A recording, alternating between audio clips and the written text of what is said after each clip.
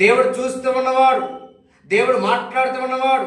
పిల్లలు ఇశ్రాయేలు ప్రజలందరూ చేసే ప్రతి పని కూడా దేవుడు చూస్తూ ఉన్నాడు. అలాంటి సమయంలో మోషే దేవుడికి మొరపెట్టగా మోషే ప్రార్థన ఎవరు ఆలకించారంటే దేవుడు ఆలకించాడు. ఈరోజు మీ ప్రార్థన నా ప్రార్థన దేవుడు ఆలకించాలి. ఈరోజు మీ ప్రార్థన నా ప్రార్థన దేవుడు జవాబు ఇవ్వాలి.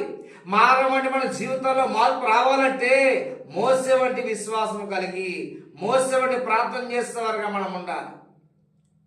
మోషే ఎలాగైతే విశ్వాసం వచ్చి దేవుడి మీద ఆధారపడుతూ ప్రార్థనతో దేవుడు మొరపెడుతూ ఉన్నాడో, మనము కూడా మోషే వలె ప్రార్థన చేసేవారుగా మనం ఉండాలి.